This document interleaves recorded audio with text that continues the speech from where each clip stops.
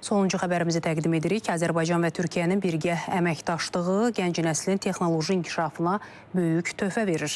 Asan Xidmət və T3 fondu ilə tərəfdaşlığı ilə həyata keçirilən Bilim Azərbaycan layihəsi çərçivəsində Qubada mühüm nəticələr artıq əldə olunub. Mərkəzdə fəaliyyət göstərən laboratoriyalar şagirdlərə sahibkarlıq və innovasiya vərdişləri aşılamağa hədəfləyir. Layihənin detalları ilə gəlin süjetdə tanışalım.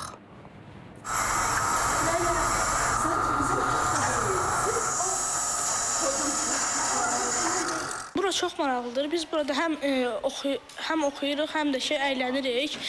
Elmimizi daha güclü, əyani şəkildə gücləndiririk. Mən bura bir neçə aydır gəlirəm və fərqli cür elmlər öyrənirəm. Təbiət, astronomiya, riyaziyyat, texnologiya, dizayner. Laçın kimi şimal bölgəsindən olan yüzlərlə şagird Bilim Quba mərkəzində 21-ci əsrin tələblərinə uyğun bilik və bacarıqlara yiyələnirlər. Ötən bir il ərzində həyata keçirilən 20-dən çox fərqli layihəyə 6000'ə yaxın şagird və valideyn qoşulub. Bir yıllık süreç içerisinde 15.000'e yakın çocuğumuz burada eğitim aldı. Bu bizim için çok büyük bir başarı.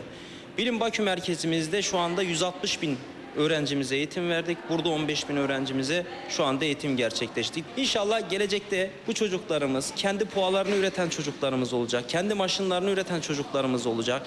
Burada gələcəyin tələblərinə uyğun layihə əsaslı və problem yönümlü təhsil yanaşmasını tətbiq edən Deneyap texnologiya proqramı da həyata keçirilir.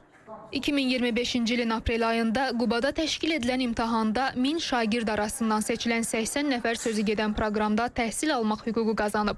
Bu çərçivədə şagirdlər 11 fərqli mövzu üzrə texnologiya və layihələrin inkişafına əsaslanan təlimlərə cəlb olunublar.